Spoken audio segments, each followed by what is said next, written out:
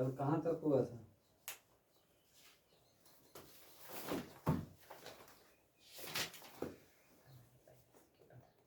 नया चैप्टर।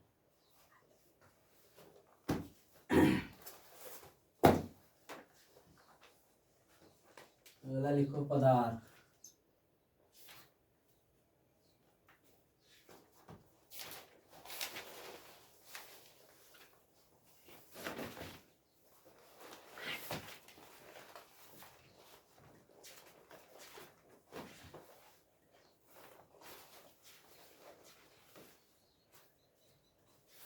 पदार्थ यानी कोई भी वस्तु जो कुछ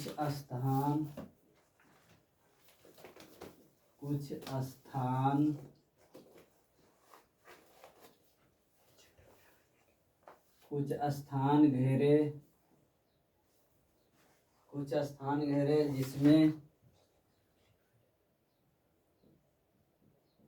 जिसमें द्रव्यमान कुछ स्थान घेरे जिसमें द्रव्यमान एवं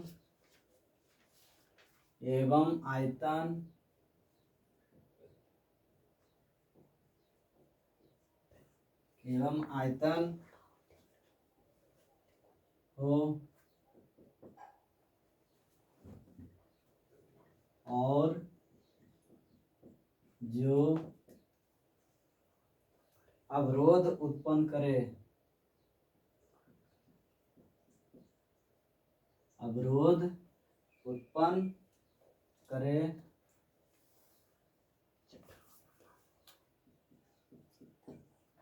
चैप्टर का नाम पहला है 1 हमारा परिवेश के पदार्थ। हमारा परिवेश का पदार्थ चैप्टर नंबर 1 है हमारे परिवेश के पदार्थ।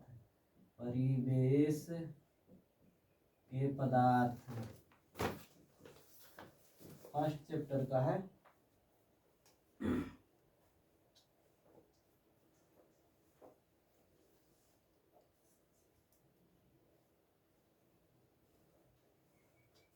अवरोध उत्पन्न करे उसे पदार्थ कहते हैं। यानी पदार्थ क्या है? जिसमें क्या हो? द्रव्यमान हो, आयतन हो, कुछ उसमें अवरोध, यानी अवरोध मतलब उसमें कुछ रुकावट पैदा हो। कोई भी पदार्थ उसमें क्या होता है? उसको पदार्थ कहते हैं। जिसमें द्रव्यमान हो, आयतन हो, उसे क्या कहते हैं? पदार्थ कहते हैं। हर एक वस्तु कोई न कोई पदार्थ से बना हुआ है। जिसमें क्या है? द्रव्यमान होता है, आयतन होता है, कुछ न कुछ अवरोध यानी रुकावट पैदा करता है, उत्पन्न होता है, तो उसे क्या कहते हैं? पदार्थ कहते हैं।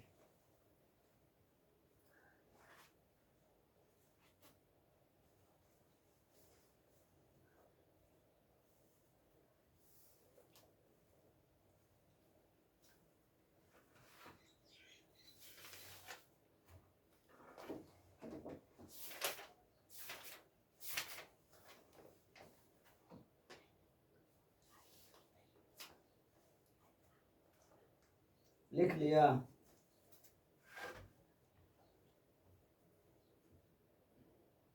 ये तो समझ गया ना कि पदार्थ किसे कहते हैं? जिसमें द्रव्यमान हो, आयतन हो, उसमें यानी अवरोध उत्पन्न हो, यानी रुकावट उत्पन्न हो। जिसे हर एक वस्तु कोई न कोई पदार्थ से मटेरियल से बना होता है।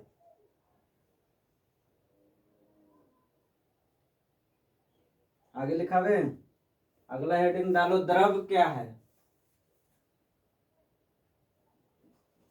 द्रव्य क्या है? द्रव्य क्या है?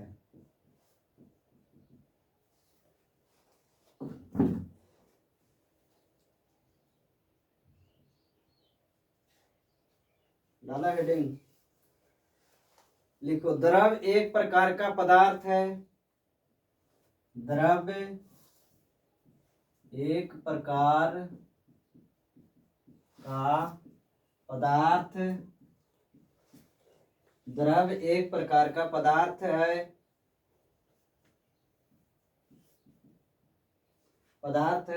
जिसे किसी भी भौतिक प्रक्रिया,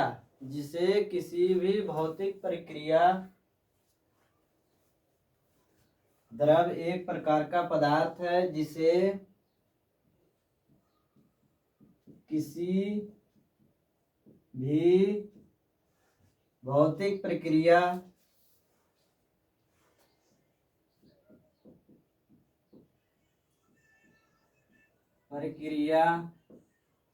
भौतिक प्रक्रिया की सहायता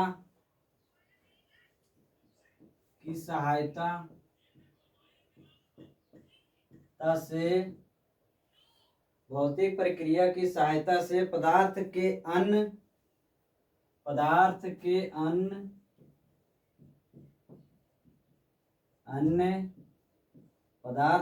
अन्य प्रकारों में विभक्त, अन्य प्रकारों में विभक्त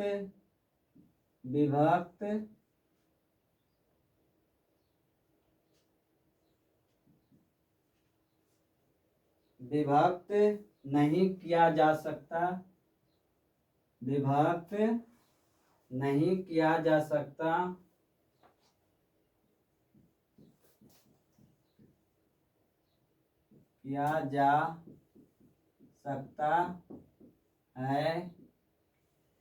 किया जा सकता, उसे क्या कहते हैं? उसे द्रव्य कहते हैं। जिसे देखो, द्रव्य एक प्रकार का क्या है? पदार्थ है जिसमें किसी भौतिक प्रक्रिया से क्या हो, सहायता से पदार्थ का अन्य प्रकारों में विभक्त नहीं किया जा सकता। जैसे चीनी एक क्या है? चीनी एक द्रव्य है, उसमें ठोस का गुण है और उसमें द्रव का भी है। ये द्रव्य एक ये अलग है, इसमें द्रव तीनों आ जाता है, ठोस द्रव गैस तीनों आता है। एक द्रव ये होता है, ये द्रव ऐसे लिखाता है, इसमें सिर्फ हो गया द्रव यानी लिक्विड हो गया। ये द्रव में ठोस, द्रव और गैस तीनों आता है। तो चीनी एक प्रकार का क्या है? द्रव है। जैसे चीनी एक प्रकार का द्रव, उसमें क्या होता है, जब जल में हम चीनी क्या हो जाता है, विलीन हो जाता है। और जल का सिर्फ वाष्पीकरण करके प्राप्त ही किया जा सकता है, यानी भौतिक प्रक्रिया से क्या प्राप्त किया जा सकता है चीनी को।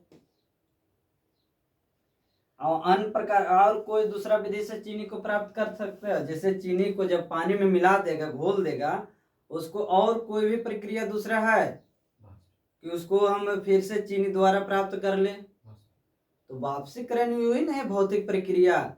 जो दोबारा मिल जाए वो भौतिकी, जो दोबारा ना मिले हो रासायनिक अभिक्रिया, और भौतिक अभिक्रिया हुआ। तो चीनी को हम लोग क्या करते हैं, भौतिक अभिक्रिया द्वारा दोबारा मिलता है। और कोई भी प्रक्रिया है कि जैसे हम चीनी को घोल लिए, एक कोई भी बर्तन ले लो, उसमें चीनी डाल दो, उसमें पानी डाल दो और उसको पूरा घोल दो, और उसके बाद कोई भी अन्य प्रक्रिया है भौतिक प्रक्रिया छोड़ के और कोई दूसरा विधि है कि हम उसको अलग कर सकते हैं?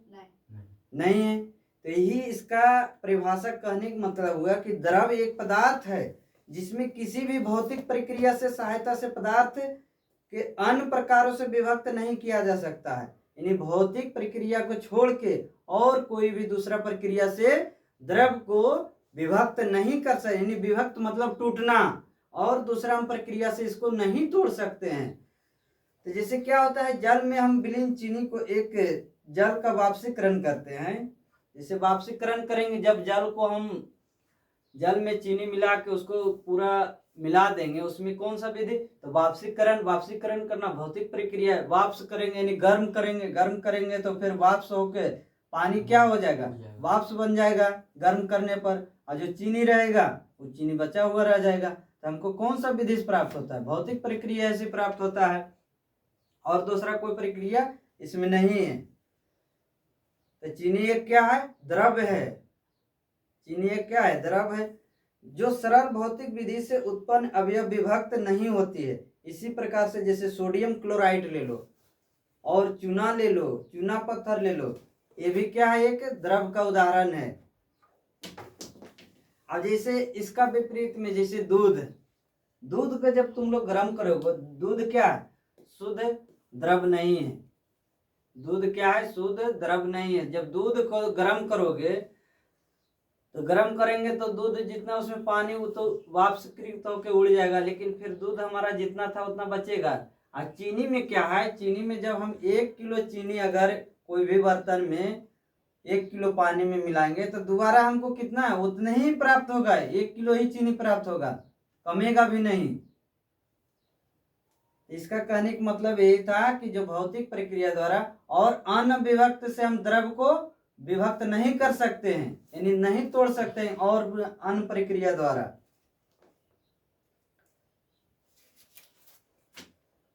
अगला लिखना है, द्रव को 2 भागों में बांटा गया है, इसको मिटा दें। एक हो गया शुद्ध द्रव, एक हो गया अशुद्ध द्रव।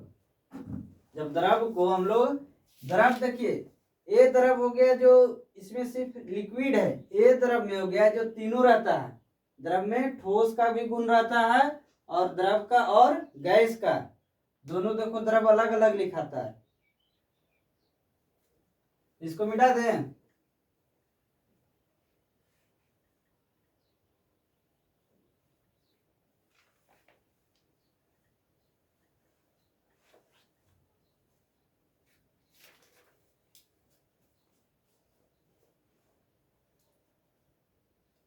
एक्सपेरिमेंट करके देखेगा तब नहीं। घर में 1 किलो चीनी, चाहे 100 ग्राम चीनी लो, उसको पानी 100 ग्राम लो, उसको मिला दो पूरा, उसको गैस पर सुखाओ, देखो उतने ही फिर चीनी प्राप्त होगा। लिखना द्रव,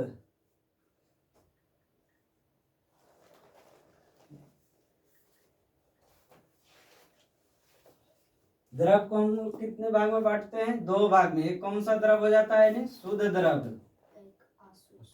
शुद्ध द्रव। एक कौन सा हो गया, अशुद्ध द्रव।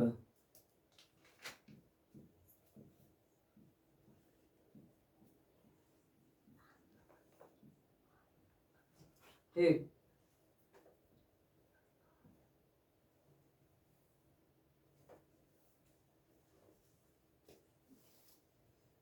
इसका लिख लो इसमें परिभाषा।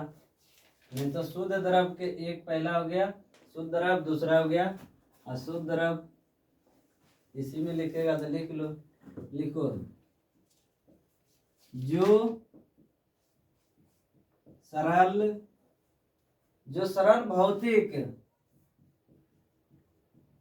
जो सरल भौतिक विधि से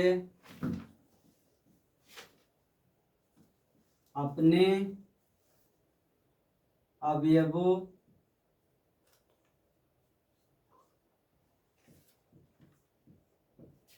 अवयवों में विभक्त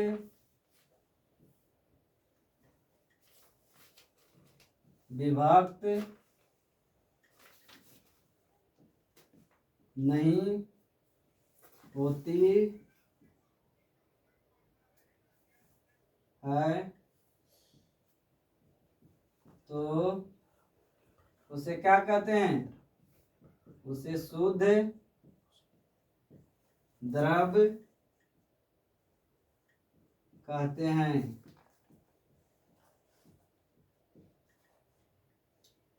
इसका कहानी मतलब है कि जो जैसे सरल विधि से, जो सरल भौतिक विधि से अपने अवयवों में यानी विभक्त नहीं होता है, यानी दूसरा में विभक्त नहीं होता है। जैसे चीनी हम डाले तो यानी कि दूसरा चीज हो जाए, जैसे चीनी डाले कि नमक हमको प्राप्त हो, दूसरा नहीं होता है। यानी सरल विधि से अपने अवयवों में विभक्त नहीं होता, उसे क्या कहते हैं, शुद्ध द्रव।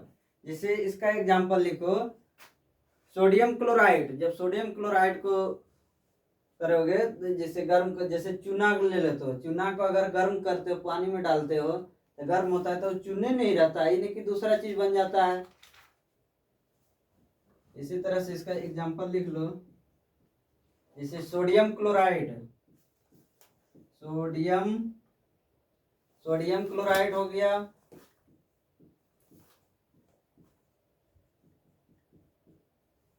Sodium chloride.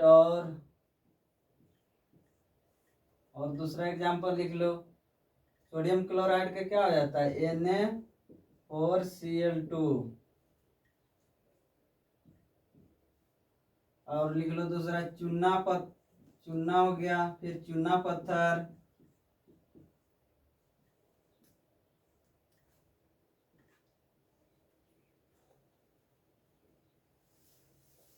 लिख लिया।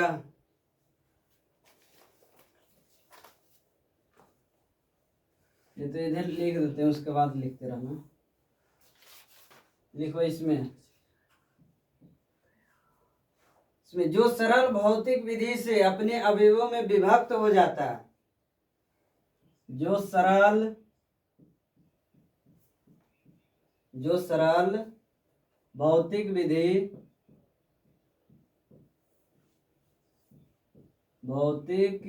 विधि से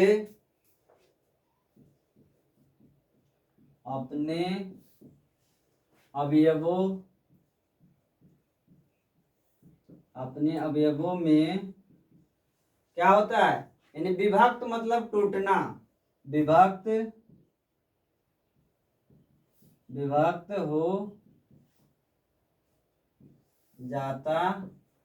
हो जाता है,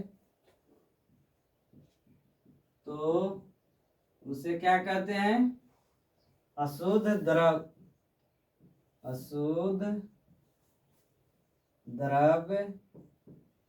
कहते हैं।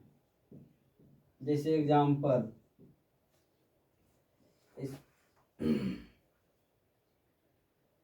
ले लो, जैसे समुद्र का जल क्या हो गया, मिट्टी रहता है इसमें, और फिर खनिज कोयला,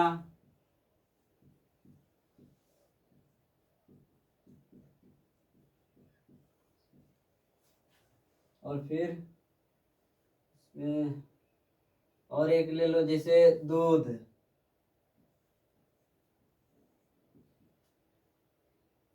में क्योंकि दूध में क्या रहता है, यह जल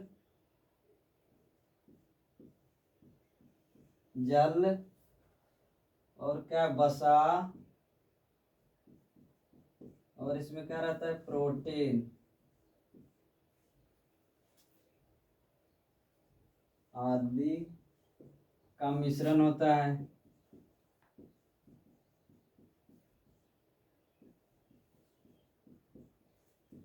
जिसे देखो समझो, समझ में नहीं आया होगा क्या, यानी इसका अशुद्ध द्रव के मतलब कहने कहा कि जो सरल भौतिक विधि से अपने अवयवों में यानी विभक्त हो जाता है, तो उसे अशुद्ध द्रव कहते हैं। जैसे समुद्र का जल क्या है, समुद्र का जल से हम लोग क्या क्या चीज मिलता है,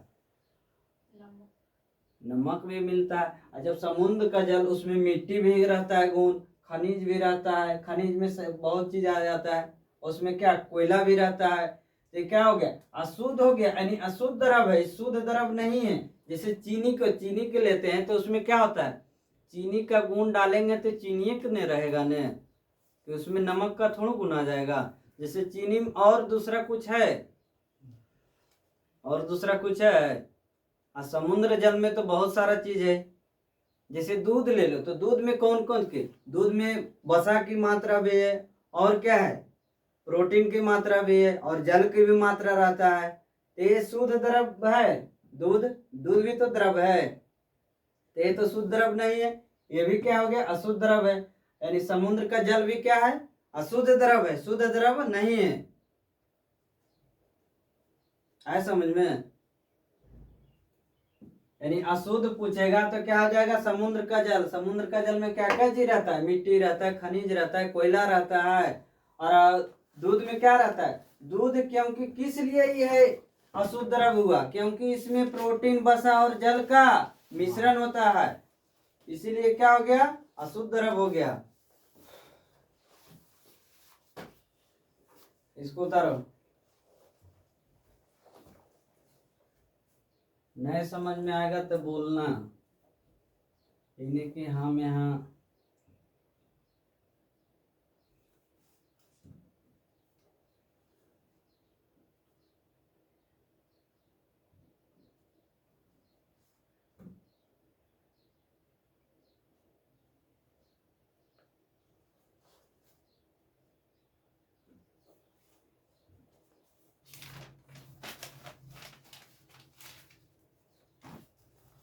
ये आगे सबको समझ में आ जाएगा, धीरे धीरे सब आगे आगे सब कुछ समझ में आ जाएगा। अशुद्ध द्रव क्यों हुआ, न हुआ, कैसे हुआ, सारा कुछ समझ में आने लगेगा।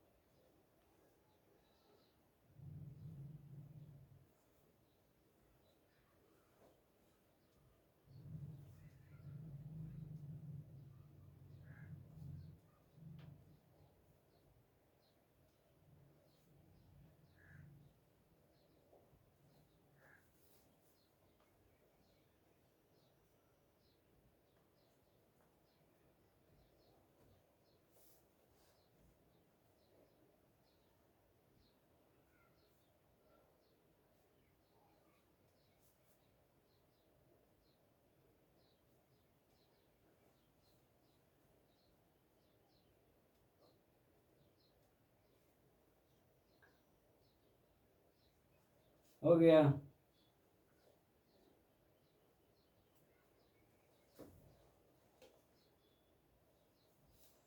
सब घर से कम एक बार पढ़ के आओ, तब समझ में आएगा पूरा से। पढ़ा था हैं? पढ़ के आओ, जहाँ तक पढ़ावल जाता है उसके आगे पढ़ के आओ, तब पढ़ने में मजा आएगा। मिटा दें।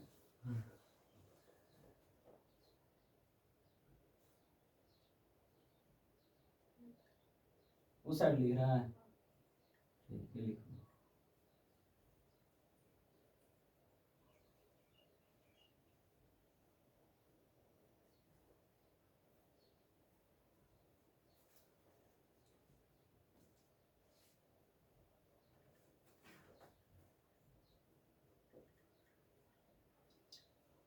अगला डालना पदार्थ की भौतिक प्रकृति, यानी पदार्थ का जो फिजिकल नेचर क्या है, कौन कौन सा नेचर है, यानी भौतिक प्रकृति। पदार्थ की भौतिक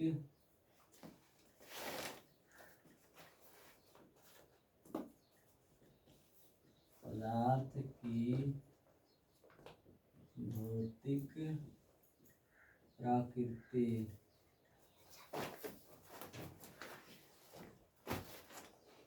पदार्थ की भौतिक प्रकृति।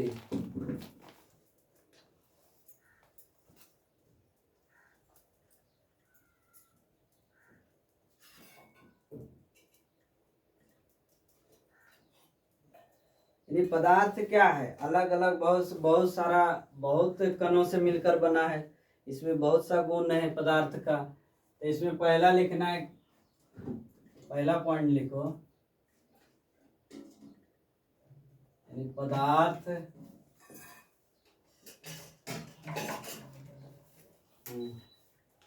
देखो पदार्थ कणों से बना होता है। यानी पदार्थ क्या है, बहुत छोटा कणों से बना होता है।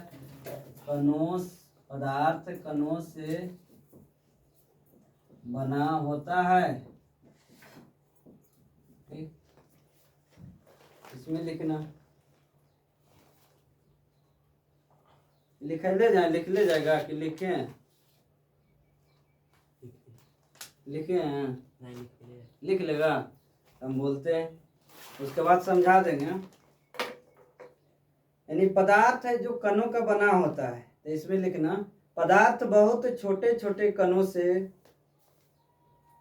लिखाएगा रे आनंद, पदार्थ बहुत छोटे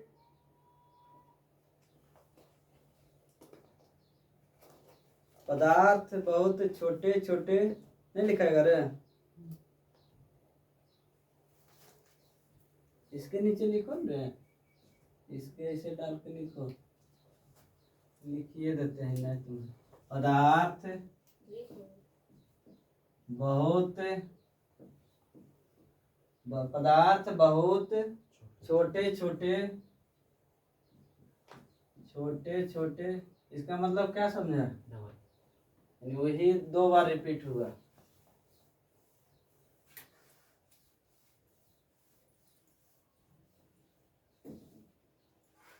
पदार्थ बहुत छोटे छोटे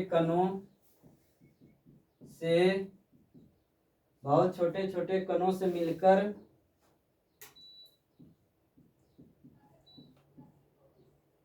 बना होता है।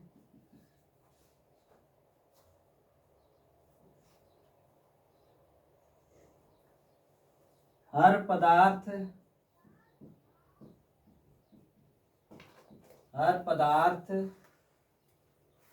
छोटे छोटे कणों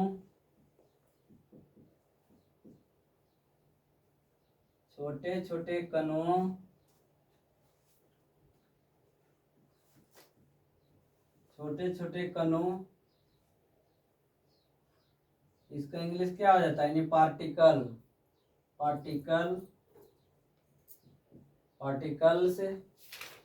से मिलकर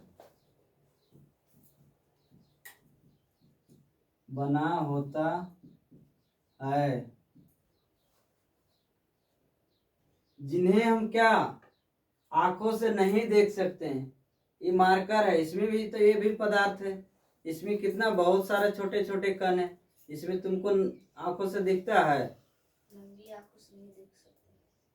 नंगी आंखों से नहीं देख, हाँ इस माइक्रोस्कोप से क्या देख सकते हैं, जब इसको हम सूक्ष्मदर्शी से इसको हम देख सकते हैं।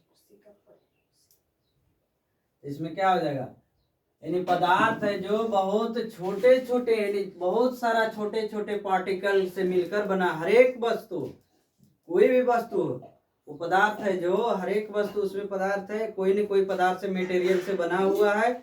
और क्या है, बहुत सारा छोटे छोटे कण से मिलकर बना होता है, जिसे हम क्या नंगी आंखों से नहीं देख सकते हैं, जिन्हें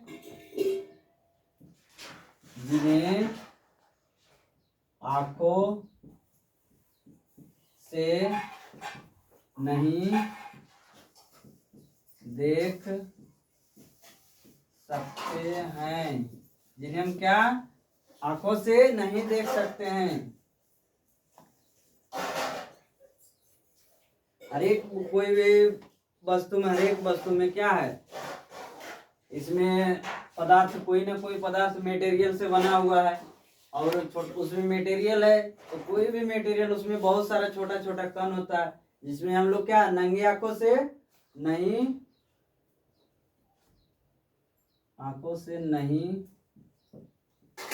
देख सकते हैं। जैसे एग्जांपल में ले लो, जैसे पानी में क्या नमक डालते हैं, तो नमक डाल देते हैं पानी में, जब हम लोग जैसे 1 गिलास पानी ले लो, उसमें 100 ग्राम नमक डाल दो, तो नमक क्या होता है, घुल जाता है। तो घुलता है किस लिए, जो पानी का जो छोटे छोटे कण के बीच जो खाली स्थान होता है, जगह होता है, उसमें क्या आ जाता है, नमक घुल जाता है। लेकिन आयतन में परिवर्तन होता है। जैसे 1 गिलास पानी लेते हो और घोर देते हो तो क्या आयतन बढ़ के हो जाता है 2 गिलास, कि उतने ही रहता है? तो किसके वजह से हुआ कि यानी जो पानी का जो छोटे छोटे कण है उसके बीच जो खाली स्थान है तो उसी में जाके क्या होता है, नमक घुल जाता है, जिसके कारण आयतन में कोई चेंज नहीं होता है, यानी परिवर्तन नहीं होता आयतन में। जितना आयतन यानी 1 लीटर आयतन था वो नमक डालने के घोलने के बाद भी 1 ही लीटर ही आयतन रहेगा, उसमें कोई चेंज नहीं है। अब किसके वजह से चेंज नहीं होता है? तो जल का जो छोटा छोटा कण होता है यानी पार्टिकल होता है जिसके बीच रिक्त स्थान यानी खाली स्थान होता है, उसी में जाके क्या होता है, नमक घुल जाता है। ठीक, आगे लिखो, इसमें देखे नहीं जा सकते हैं। जैसे एग्जाम्पल लिखो, एग्जाम्पल में लिखो पानी में नमक, पानी में नमक डालने पर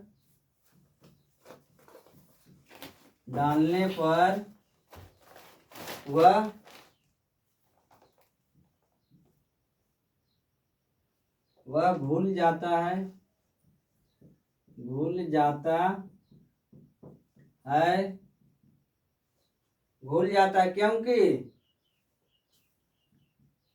क्योंकि नमक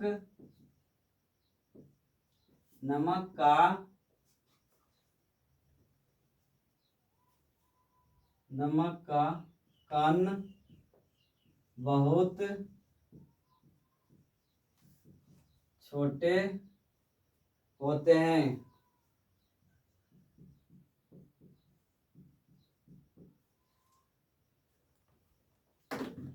यानी नमक का बहुत छोटे कण होते हैं, इसलिए तो क्या हो गया, घुल गया। और इसमें घुलने का मेन मुख्य रूप कारण क्या है कि पानी का जो कण के बीच जो खाली स्थान होता है, पानी का भी बीच में जो जल है जिसके बीच में क्या है, खाली स्थान है, उसी के कारण क्या होता है, नमक घुल जाता है। और नमक का भाई कण क्या होता है, बहुत छोटे छोटे होते हैं। क्या नमक का जो मिल के बना हुआ है उसको पता चलता है, तो उसमें भी बहुत सारा छोटा छोटा कण होता है। जैसे तुम पानी ले लो और माइक्रोस्कोप पर उसको देखो, उसमें पता चलेगा, जब पूरा माइक्रोस्कोप यूज करेगा तब, ऐसे नहीं पता चलेगा। बहुत सारा छोटा छोटा कण होता है। जैसे दही में है, क्या होता है, दही हम लोग खाते हैं, पता चलता है कि उसमें जीवाणु है, बैक्टीरिया है। जब उसको माइक्रोस्कोप पर देखा जाता है तो उसमें बहुत सारा छोटा छोटा जीवाणु होता है यानी बैक्टीरिया होता है। यानी पानी में जब नमक डालने पर क्या होता है, घुल जाता है, क्योंकि नमक का कण क्या होता है, बहुत छोटे छोटे हैं। नोट में यहां लिख लेना, नोट, इसम से देखो क्वेश्चन आएगा, इसको यूज करो, यानी ऐसा कि जैसे पानी में नमक डालने पर, इसका याद करने का नहीं, साइंस समझने का है, समझ जाएगा याद हो जाएगा। जैसे नमक, 1 गिलास पानी ले लो, उसमें नमक डालो, उसमें देखो कि उसमें पार्टिकल यानी कण तुमको जना रहा है, क्यों घुल गया, इस पर सर्च करो, क्यों घुल गया तुमको जनाता है इसमें। इसको यूज करके देखेगा तो और बढ़िया से समझ में आ जाएगा। अब इसको लिखो, द्रव, ये द्रव अलग हो गया, ये क्या हो गया, लिक्विड हो गया। और वो पहले जो पढ़ाया था क्या है, वो द्रव है, वो द्रव में ठोस, द्रव, गैस तीनों होता है। ये लिक्विड है, ये सिर्फ द्रव। द्रव में ठोस, चीनी, नमक क्या है, या चीनी क्या है, ठोस ही है। तो ठोस क्या होता है, द्रव में घुल जाता है कि नहीं, लेकिन आयतन में कोई चेंजिंग होता है। जैसे एक शरबत, जैसे घर में नाता कुटुंब आता है, जैसे एकदम देहाती भाषा में, तो उसमें क्या, 1 गिलास शरबत घोरता है तो उसमें चीनी डालता है ना, तो 1 गिलास की जगह पर 2 गिलास शरबत बनता है, कि उतना ही बनता है। तो चीनी था जो ठोस था ना, तो घुल गया, यानी द्रव में तो ठोस घुल गया, लेकिन आयतन में कोई परिवर्तन होता है। यानी 1 लीटर तुम लिया जल तो 1 लीटर ही शरबत भी होगा, जब चीनी घुल जाने के बाद भी।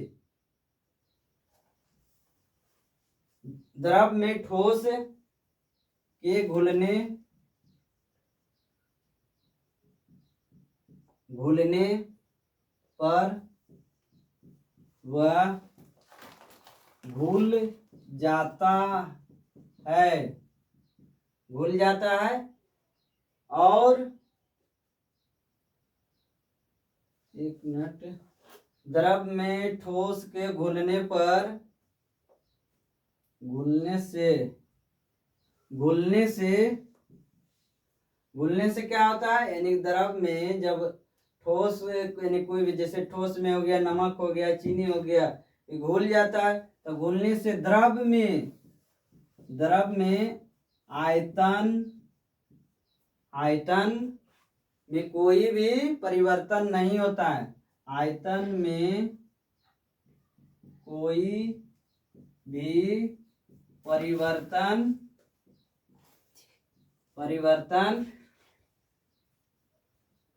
नहीं होता है।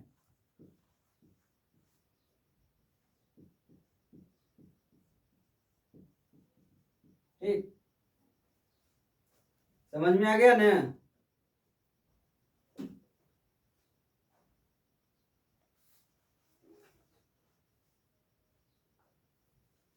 द्रव में आयन, अच्छा, तो नहीं पढ़ा आयत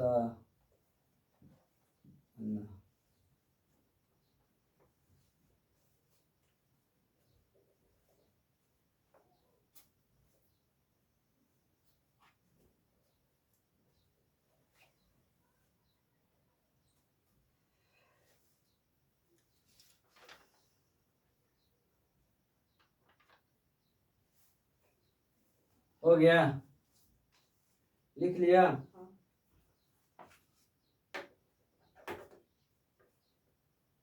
इसको मिटाते हैं।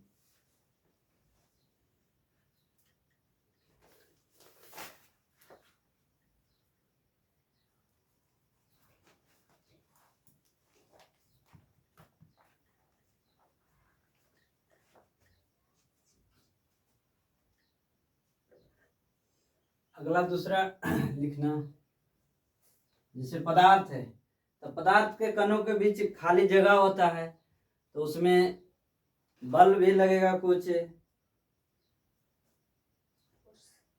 फोर्स लगेगा, आकर्षण का गुण होगा, ये सब पदार्थ बहुत गति भी होगा कणों के बीच में आपस में। अगला पॉइंट क्या है, देखो, पदार्थ के कणों के बीच यानी जगह होती है।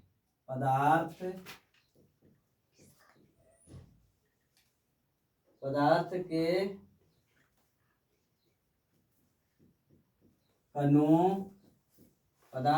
कणों के बीच जगह होती है। हेडिंग डालो।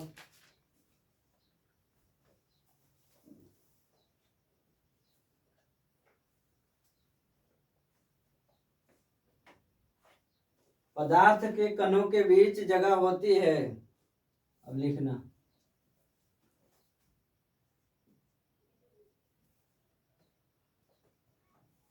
लिखो, पदार्थ के कणों के बीच खाली स्थान होता है।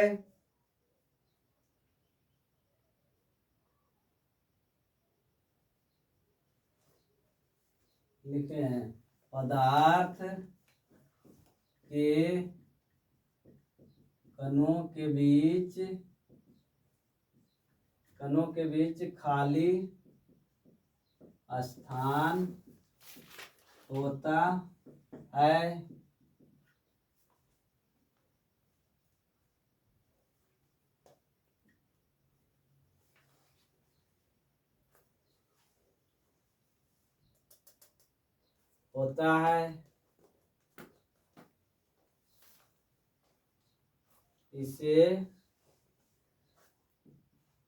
इसे अंतर आणविक स्थान कहते हैं।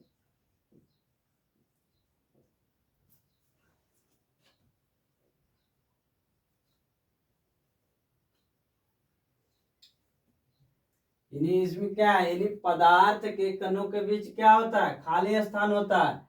ऐसे क्या कहते हैं, यानी कणों के बीच जो अंतर होता है तो वही ना खाली स्थान है। जो दो कणों के बीच में अंतर है वही खाली स्थान को इसे क्या कहते हैं, अंतर आणविक स्थान कहते हैं। अंतर आणविक स्थान। जैसे सबसे पदार्थ है किसमें, गैस में क्या होता है, आपस में कणों के बीच स्थान सबसे ज्यादा होता है, गैस में सबसे ज्यादा होता है। और ठोस में क्या होता है, ठोस का कण आपस में क्या होता है, सटे हुए होते हैं। जैसे लिख लो, लिखो जैसे ठोस, ठोस का कण क्या होता है, आपस में इस तरह से बहुत नजदीक नजदीक एकदम छोटे छोटे पार्टिकल है जो कण होता है जो सटा हुआ होता है। और द्रव में क्या होता है, द्रव में है जो थोड़ा इससे कम होता है सटा हुआ। और गैस में क्या होता है, गैस में होता है जो गैस का कणों के आपस में जो कणों के बीच दूरी होता है बहुत दूर में होता है। इसमें क्या है, कण बहुत दूर में होगा, इसी में क्या होगा, गति ऊर्जा भी ज्यादा होगा। जैसे आपस में कणों के बीच दूरी बहुत ज्यादा होगा उसके कारण क्या होगा, गति ऊर्जा भी ज्यादा होगा। आपस में कणों के बीच कम होगा तो इसमें क्या होगा, गति ऊर्जा भी कम होगा। और जिसमें कणों के बीच की दूरी बहुत कम होगा उसमें क्या होगा, आकर्षण भी सबसे ज्यादा होगा। तो इसमें पूछेगा कि आणविक अंतर आणविक स्थान सबसे ज्यादा किसमें होता है, तो ठोस से ज्यादा किसमें हो जाएगा, द्रव में। और द्रव से ज्यादा किसमें हो जाएगा, गैस में, जिसका मुंह इस साइड खुला हुआ ज्यादा है। इसका मतलब समझते हो ना। तो सबसे ज्यादा किसमें अंतर आणविक स्थान होता है, गैस में। और सबसे कम किसमें होता है, ठोस में। और ठोस से सबसे ज्यादा, ठोस से ज्यादा कौन होता है, द्रव, द्रव से ज्यादा गैस। कोई दिक्कत, इसका एग्जांपल लिख लो।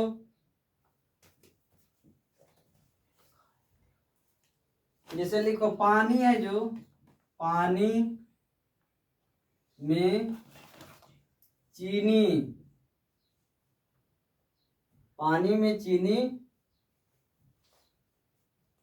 घुल जाती है, घुल जाती है क्योंकि, क्योंकि क्योंकि क्या होता है, क्योंकि पानी के कणों के बीच खाली स्थान होता है।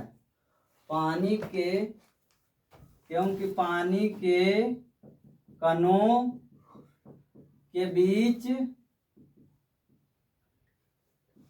बीच क्या होता है, खाली स्थान, स्थान होती है। जिसके कारण क्या होता है, पानी में चीनी घुल जाता है। जैसे चीनी का वही भी कण क्या होता है, बहुत सारे छोटे छोटे कण होता है। अब पानी के जो कणों के बीच जो खाली स्थान है, जैसे ये पानी हो गया, ये पानी का ही कण है, ये पानी का कण हो गया, ये पानी का कण है ना, यानी जल का कण है। और चीनी का कण है जो इससे भी छोटा है, तो इससे भी छोटा रहेगा तो इसमें नहीं घुल जाएगा। और घुल जाएगा तो इसमें क्या होगा, आयतन में भी कोई परिवर्तन होगा, क्योंकि द्रव है पानी और चीनी क्या है, ठोस है। जब ये दोनों घुल जाएगा तो इसका आयतन में भी कोई परिवर्तन नहीं होगा। लिखो एग्जांपल में,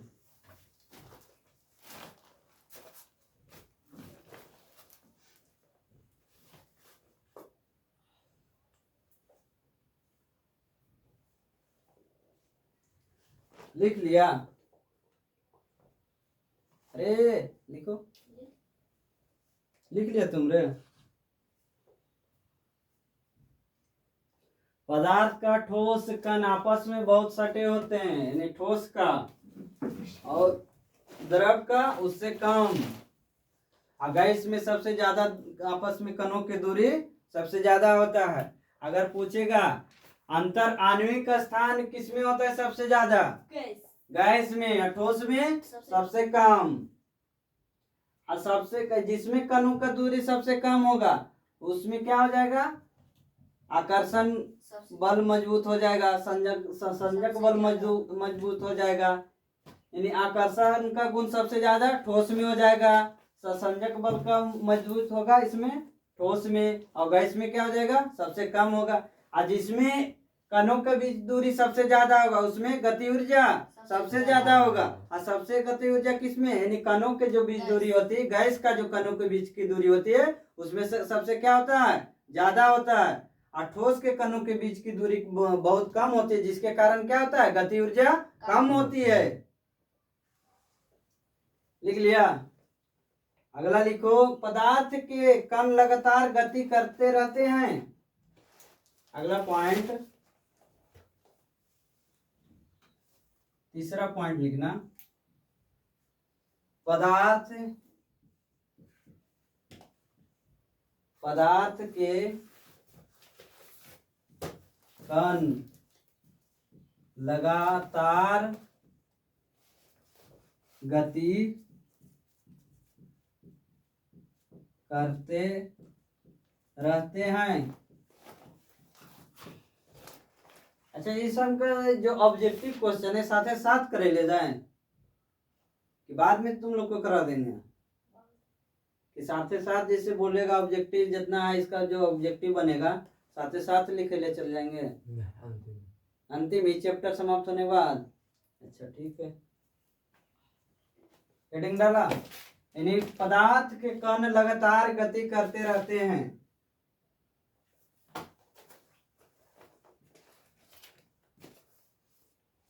लिखो, पदार्थ के कण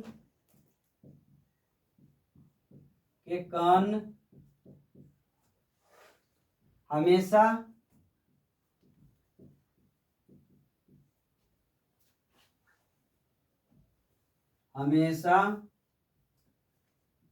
चलते नहीं लिखो, गति में रहते हैं। इसीलिए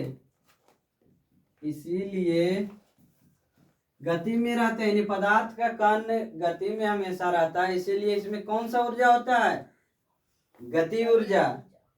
इसीलिए इसमें कौन सा ऊर्जा होता है, ये अगर पूछेगा, जैसे ऑब्जेक्टिव पूछेगा कि पदार्थ के कण लगातार गति करते रहते हैं, इसमें कौन सा ऊर्जा होता है, यानी कौन सा एनर्जी होता है, गति ऊर्जा या काइनेटिक एनर्जी। इसमें गतिज ऊर्जा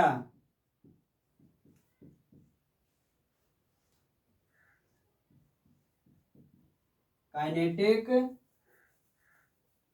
एनर्जी, इसमें कौन सा हो जाएगा, काइनेटिक एनर्जी, यानी लगातार कण गति में करते रहते हैं, इसीलिए इसमें कौन हो जाएगा, काइनेटिक एनर्जी होती है।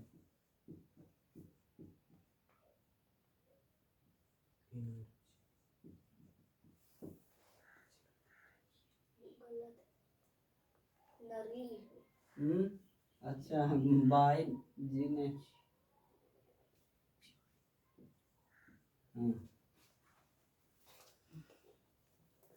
यानी पदार्थ का क्या कण क्या है, कणों में आपस में टकराव होता है, टकराव होने के कारण क्या होता है, यानी कणों में जितना जो भी पदार्थ है, जैसे ठोस रहेगा तो ठोस का कण आपस में गति, कणों के उसके बीच क्या होता है, खाली स्थान बहुत कम होता है, जिसके कारण क्या होता है, गति कम होगा।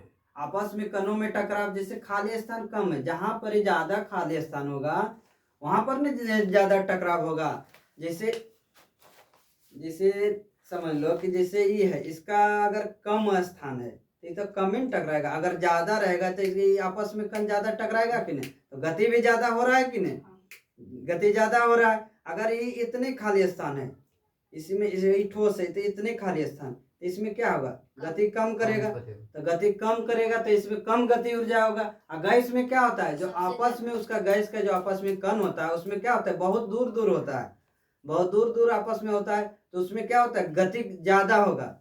जैसे समझ लो कि जैसे स्कूल में बच्चा रहता है, स्कूल में पूरा फील्ड है, तो बच्चा तो बहुत रहता है, तो उसमें क्या होता है, क्षेत्रफल ज्यादा होने के कारण क्या होता है उसमें, तो बहुत दूर दूर कण हो जाता है, बहुत दूर दूर कण हो, यानी बहुत दूर दूर में बच्चा हो जाता है, तो उसमें क्या होता है, गति ज्यादा होता है कि नहीं, खेलता उलता है तो क्या होता है, ज्यादा गति में खेलता है। अगर एक रूम में अगर 20 बच्चा को डाल देगा तो उसमें कम गति से दौड़ेगा कि नहीं। तो उसी तरह से पदार्थ है, जैसे लोहा है, तो लोहा में दिखता है कण, उसमें दिखाई देता है? नहीं दिखाई देता है। उसमें क्या होता है, बहुत छोटे छोटे कण होते हैं, उसमें क्या होता है, कम स्थान होता है। इसी के कारण क्या होता है, लोहा में यानी ठोस पदार्थ में गति ऊर्जा कम होती है। लिख लिया? इसमें क्या होता है, गति ऊर्जा होता है। तो जिसमें इसमें अगर पूछेगा सबसे गति ऊर्जा किसमें होता है, यानी पदार्थ में जो सबसे गति ऊर्जा किसमें होता है, ये तो हो गया ठोस, ये हो गया द्रव, ये हो गया गैस। तो सबसे ज्यादा गति ऊर्जा किसमें होगा, तो गैस में क्या हो जाएगा, किसके कारण गति ऊर्जा हो रहा है। देखो यहाँ से क्वेश्चन, हर एक पॉइंट बाई पॉइंट है, इधर ध्यान दो। किसके कारण हो रहा है, क्योंकि अंतर आणविक स्थान यानी कणों के बीच जो स्थान है, तो सबसे ज्यादा किसमें है, गैस में। तो उसी के कारण जब गैस में ज्यादा है तब गति ऊर्जा भी किसमें हो जाएगा, गति ऊर्जा गैस में सबसे ज्यादा होगा। उससे कम किसमें होगा, द्रव में। और सबसे कम किसमें हो जाएगा, ठोस में। तो गति ऊर्जा यानी पदार्थ के किसमें सबसे गति ऊर्जा कम होती है, ठोस में। और सबसे ज्यादा किसमें होती है गति ऊर्जा, गैस में। और अंतर आणविक स्थान सबसे ज्यादा किसमें होता है, गैस में, और सबसे कम ठोस में। अगला पॉइंट लिखो, इसका एग्जांपल लिखा दे, लिख लो। एक और इसमें पदार्थ का है जो इसी में वो नोट करके लिख लो। एक चीज और आता है, जैसे पदार्थ के जो कण हम लोग गर्म करने पर उसमें क्या होता है, गति ऊर्जा। तो गति ऊर्जा जैसे पदार्थ जैसे गैस का, गैस के कैसे कणों आपस में गति ऊर्जा में आता है। तो गैस को जब हम लोग हीट करते हैं, जैसे ठंडा जाता है, जब सिलेंडर ठंडा जैसे चलते चलते जब आधा से कम हो जाता है तो उसमें क्या होता है, गैस निकलता है। जब कुछ 3-4 किलो बचता है तो गैस निकलता है। जैसे भयवी वगैरह में सब में खाना बनता है ना, तब गैस रहते हुए भी उसमें क्या होता है, गैस रहते हुए भी उसमें क्या होता है, गैस नहीं निकलता। लेकिन जब उसमें हम गर्म करते हैं उसको, तो क्या होता है, कणों के बीच क्या होता है, कणों के बीच दूरी दूरी में फैल जाता है। ठंडा होने की वजह से क्या होता है, कणों आपस में सट जाते हैं, इसलिए क्या होता है, गैस निकलता है। देखता है कि नहीं, तुम लोग देखा होगा भी, जैसे तेज जैसे भट्टी से जल रहा है तो उसमें क्या होता है, गैस का सिलेंडर निकल रहा है, लेकिन पूरा पूरी गैस झरता नहीं है। उसमें नीचे क्या करता है, गर्म पानी डाल देते हैं, उसको सिलेंडर को डाल देते हैं। तो उसमें क्या होता है, जब सिलेंडर डालते हैं तो उसमें जो कण होता है, कण के बीच में जब तापमान जब ऊष्मा लगता है तो उसमें क्या होता है, कणों के बीच में आपस में ऊष्मा देने के कारण क्या होता है, कण आपस में दूरी दूरी हो जाता है। तो दूरी दूरी हो जाएगा तो उसमें गति ऊर्जा क्या हो जाएगा, बढ़ जाएगा। एक पॉइंट में लिख लो, पदार्थ को गर्म करने पर उसमें कणों की, पदार्थ को गर्म करने पर उसमें कणों की गति ऊर्जा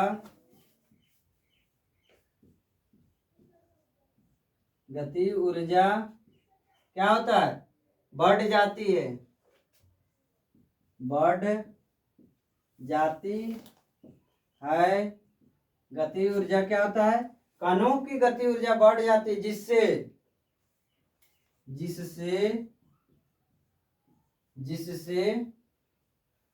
कणों, यानी कणों मतलब क्या होता है, पार्टिकल कणों के वेग बढ़ जाती है। अतः इससे समझ सकते हैं, अगर हम ताप बढ़ाएंगे तो कणों का वेग क्या होगा, वृद्धि यानी बढ़ जाएगा। यानी जैसे हम ताप बढ़ाएंगे तो देखो, पदार्थ को हम गर्म कर रहे हैं, जैसे गैस है, जैसे सिलेंडर में गैस है, जैसे समझ लो ना कि जैसे दूध ले लिया, तो जब हम उसको गर्म करेंगे तो क्या होगा, उसमें कणों के बीच क्या होता है, खौलने लगता है। तो आपस में कणों के बीच क्या होता है, गति ऊर्जा बढ़ता है ना, जैसे पानी को ही गर्म करता है। तो देखो होता है, जो बबल्स बनता है, धीरे धीरे बबल्स बनता है, धीरे धीरे बढ़ते बढ़ते क्या होता है, तेजी से एकदम खोलने लगता है। तो उसमें क्या होता है, आपस में कणों के बीच में क्या होता है, गति ऊर्जा बढ़ जाता है। तो गति ऊर्जा कैसे बढ़ रहा है, तो उसमें हम ताप यानी उष्मा दे रहे हैं, तब ने उष्मा को जितना हम बढ़ा रहे हैं तो उतना जल्दी खोलने लगता है, बबल्स बनता है। तो उसी गति ऊर्जा बढ़ जाती है, जिससे क्या होता है, कणों का वेग बढ़ जाती है। ठीक, अतः इससे क्या होता है, अतः यानी हम लोग समझ सकते हैं कि अतः ताप में वृद्धि करने पर क्या होता है, कणों का वेग में वृद्धि हो जाती है। अतः ताप को ऊपर लिख देते हैं, यहां नहीं जनाएगा, एक लाइन ऊपर मिटा के लिख देंगे। ये वाला चीज है, उसी लाइन में तुम लोग लिखना। अतः यहां लिख लो, अतः क्या हो जाएगा, अतः ताप बढ़ाने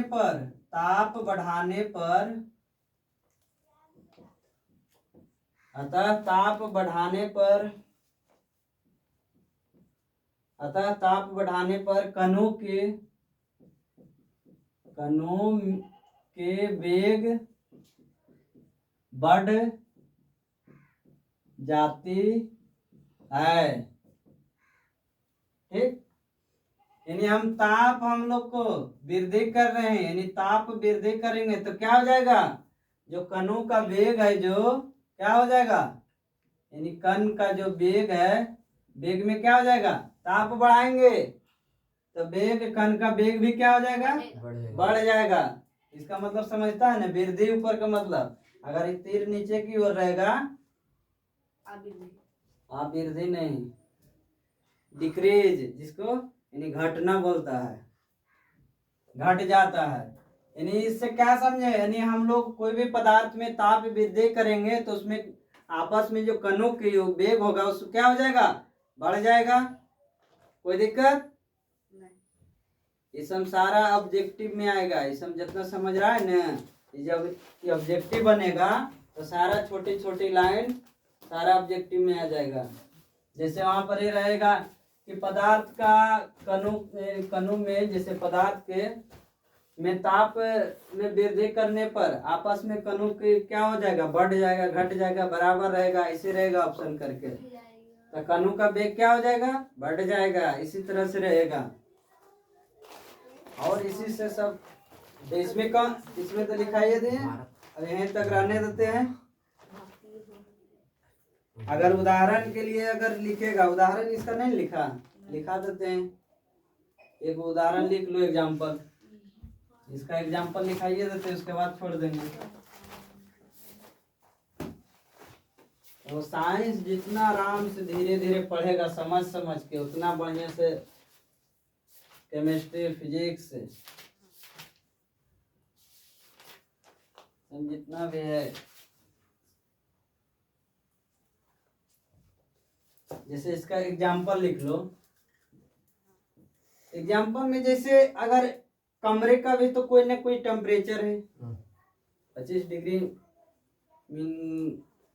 मिनिमम टेम्परेचर रखा गया है, 25 डिग्री कमरे का तापमान, 25 डिग्री सेल्सियस। तो इसमें भी तो टेम्परेचर यानी तापमान है। तो क्या होता है, इत्र जानता है, इत्र जैसे परफ्यूम ही मारता है, यहाँ मारता है, लेकिन क्या होता है, पूरा घर में फैल जाता है। तो ये किसके वजह से हुआ, कमरे का भी तो कोई न कोई तापमान है, इस कमरा में क्या है, तापमान है। तो इसकी वजह से क्या, तापमान की वजह से क्या होता है, हम इत्र को मारते हैं एक जगह, लेकिन क्या होता है, पूरे कमरे में फैल जाता है। तो किसके वजह से फैलता है, यानी ताप को हम बढ़ा दिए, यानी तापमान में वृद्धि हुआ। जैसे इत्र तो यानी डिब्बा में जो पैकेट रहता है उसमें तो बंद है, क्या हुआ रे, तो उसमें क्या होता है, जैसे डिब्बा में ध्यान दो, जैसे इत्र है जो उस डिब्बा में बंद है, तो उसका तो टेम्परेचर तो मिनिमम जो है ये है। अब जैसे ही बाहर आता है तो क्या होता है, तापमान में तो वृद्धि हो जाता है, रूम के जैसे तापमान कुछ और है, और इसका जो डिब्बा में पैकिंग है उसका तो टेम्परेचर कुछ और है, और जैसे ही उसको बाहर करते हैं तो उस तापमान वृद्धि हो गया। और तापमान वृद्धि होता है तो क्या होता है, इत्र का जो खुशबू है जो पूरे कमरे में फैल जाता है। इत्र ले लो या परफ्यूम ले लो, जिसको सेंट बोलता है तुम लोग, परफ्यूम, तो क्या होता है पूरे घर में पूरे रूम में फैल जाता है, अपने शरीर में मारता है, लेकिन जहां भी जाता है वो पूरे क्या होता है फैल जाता है। तो किसके वजह से? तापमान में वृद्धि हो गया, तो उसका कणों का क्या हो गया, वेग बढ़ जाता है, जिसके कारण क्या होता है इत्र का खुशबू पूरे कमरे में फैल जाते। तो लिख लो, अगर एग्जाम्पल इसका यही है, अगर कमरे में इत्र लिखो या परफ्यूम लिखो या सेंट, इत्र छिड़का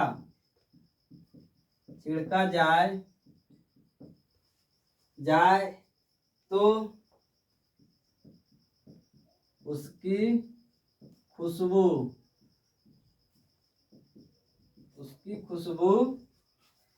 पूरे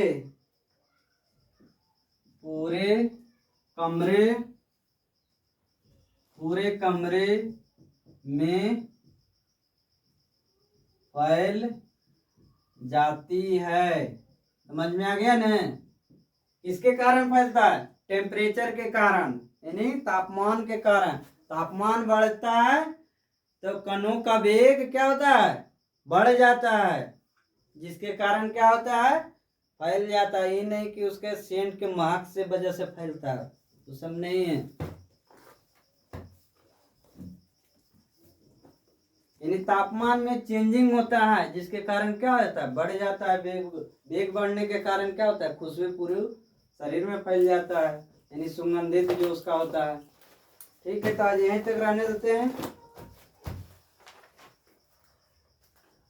पदार्थ का एक और टॉपिक बच गया था, अब कल इसको पढ़ाएंगे। उसके बाद पदार्थ का वर्गीकरण, यहाँ से फिर तुम लोग को पढ़ने में बढ़िया लगेगा।